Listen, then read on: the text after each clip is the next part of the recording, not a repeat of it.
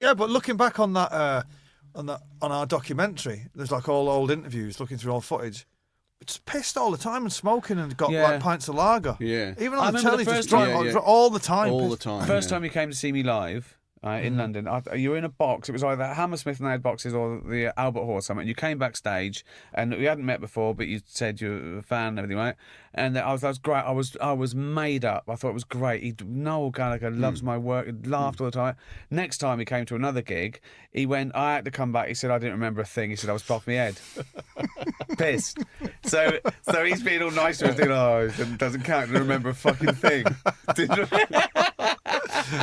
Have you stopped now? Drinking? Yeah. No, I wish. I have. I wish. No, I don't. Oh, you have it? It's the only thing I couldn't. I can't do it. I won't do it. Oh, No, I won't do it either. No. Actually, Sarah, I drink every night. My wife, we were saying one night, we know lots of couples, and we were saying, what would happen if one of us gave up the drink? You know what I mean? And she was like, I don't know, I could be with you if you weren't drunk. And I said, I don't know if I could be with you. If you weren't drunk, yeah. if she wasn't Well, drunk. I become a better person when I'm drunk. She claims that I'm like miserable and grumpy. And she said, once I'm doing the conga. But I don't feel like get drunk because we drink, at 6 o'clock, it's pop.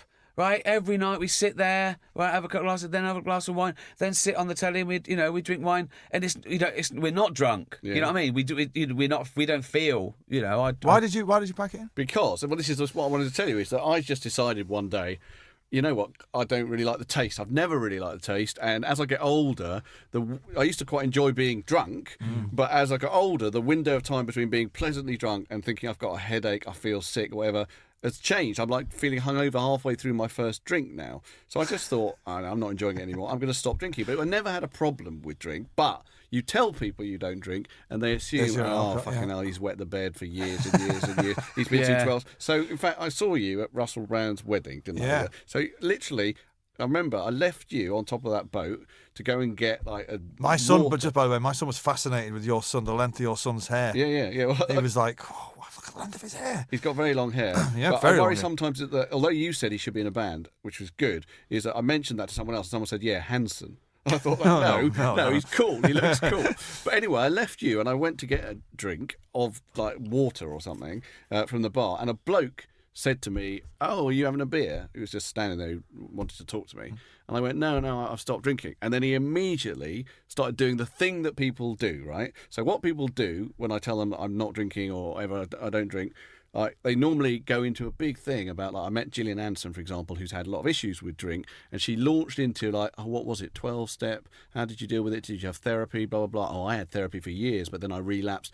When I met her, right, and she was talking about it just because I was not drinking, for about half an hour, she talked about her own struggles with drink. At the end of it, I felt me saying the truth, which is, I just don't like the taste. That's not good enough. She wants me to say that I've been broken on the rack of alcohol. Yeah. So this bloke, right? He said sorry, you just say that when you didn't like the taste anymore. Yeah.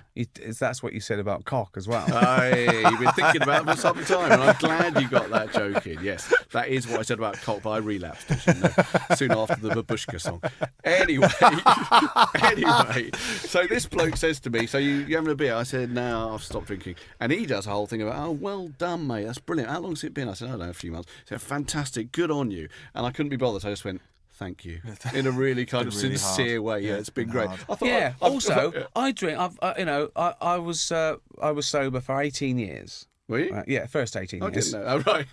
Then I've been drunk every day since. Right. There's not been a day when I haven't had a drink. You didn't start drinking until you were 18. I know, I didn't know. Surprised. No, my dad liked to drink, and I thought, no, I won't drink. And the first fucking drink I had was fucking hell. I know why he was drunk all the time. It's fucking brilliant. Makes you feel fucking brilliant. Why would I ever give this up? Yeah. And I have pissed the bed. And so fucking what? It's my fucking bed. Once, right, Jane was I think we should go out on that. Once, right, Jane was in Brighton, right, and I'd had a few, right.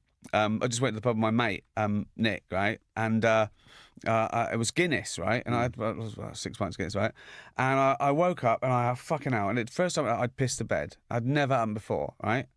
So I got a heater and we were in a bed sit, and I tried to dry the bed, right, and I broke the heater.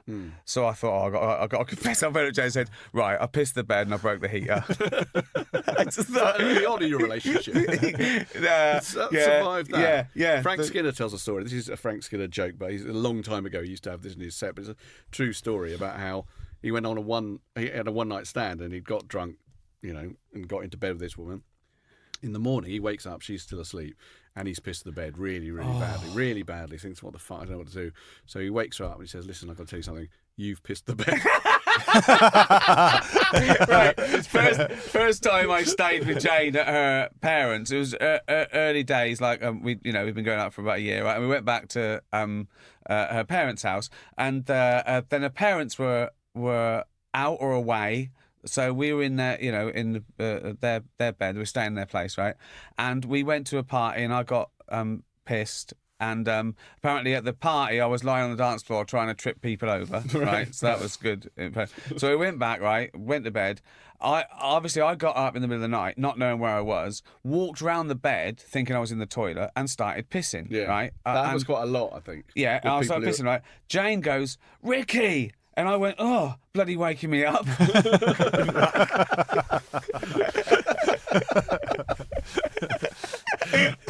Fantastic.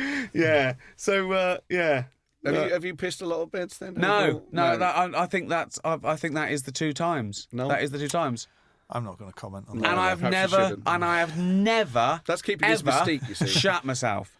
I know people have shot themselves. Under any circumstances. Any circumstances. Oh, if you don't count being a baby, right? No, I've shot myself. You've shat yourself. Yeah, I have. Yeah, I have. We were talking about the universe with Professor Brian Cox last week.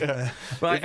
Well, as you know, I am of the belief that anything that's happened to you can talk about and own it, and then it's not embarrassing anymore. Yeah, I agree. But some people don't agree. I agree. With that. Yeah. But that's how I live my life.